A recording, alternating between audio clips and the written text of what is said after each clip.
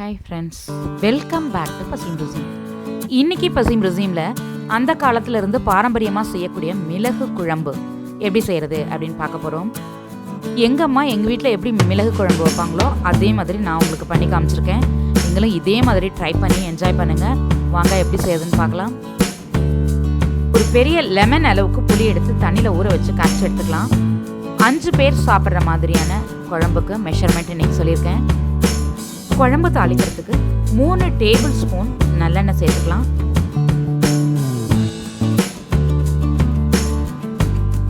எண்ணெய் சூடான பிறகு 1 ஸ்பூன் கடுகு, 2 சிகப்பு மிளகாய், 1 கத்து கருவேப்பிள்ளை, 8 பல் பூண்டு, ஒரு 15 சின்ன வெங்காயம், சாம்பார் வெங்காயம் அறிய வேண்டாம், அப்படியே சேர்த்து வதக்கிக்கணும். இது எல்லாத்தையும் சேர்த்து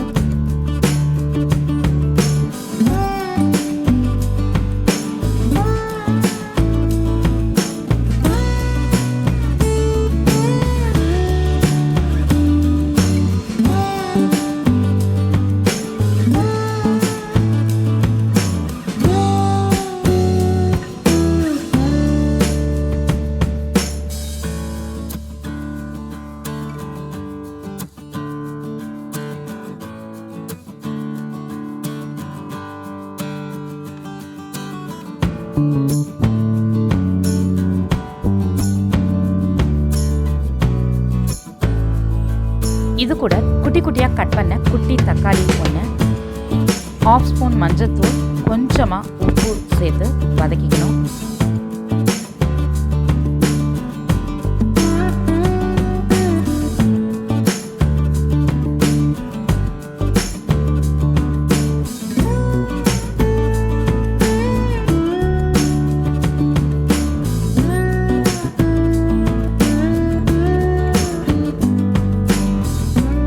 இது கூட கொஞ்சமாக வெல்லம் சேர்த்து இந்த அளவுக்கு வதங்கின பிறகு நம்ம கரைச்சி வச்சுருக்க புளி, கொஞ்சமாக உப்பு சேர்த்து குழம்பு கொதிக்க வச்சுக்கலாம்.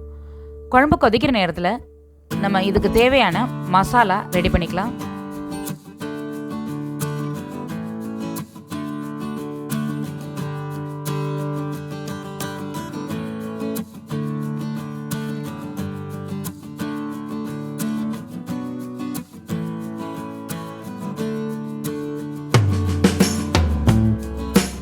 நாலு சிகப்பு மிளகாய், 1/2 ஸ்பூன் தனியா, ரெண்டையும் ட்ரை ஃப்ரை பண்ணி ஒரு பிளேட்டில் ஆற விட்டுக்கலாம்.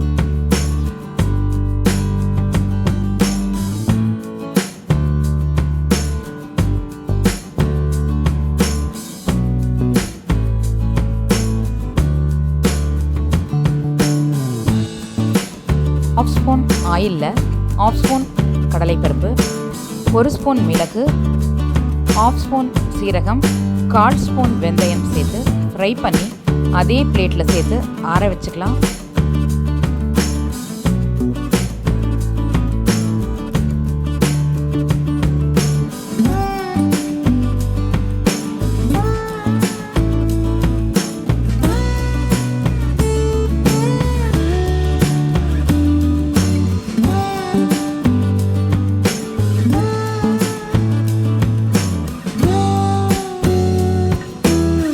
நல்லா ஆறின பிறகு கொஞ்சமாக தண்ணி சேர்த்து அரைச்சி எடுத்துக்கலாம்.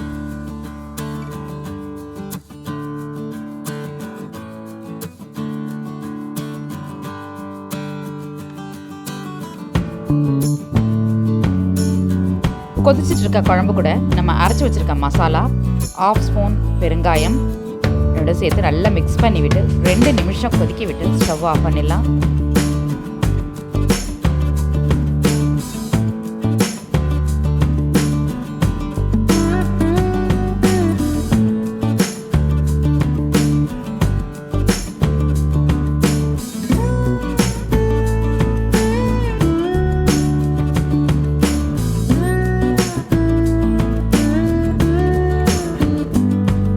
சூப்பரான மிளகு குழம்பு ரெடி. இந்த வீடியோ உங்களுக்கு பிடிச்சிருந்தா லைக் பண்ணுங்கள், உங்கள் ஃப்ரெண்ட்ஸ் கூட ஷேர் பண்ணுங்கள். இந்த வீடியோவுக்கு கீழே உங்களுடைய கருத்துக்களை பதிவிட மறந்துடாதீங்க. வணக்கம்.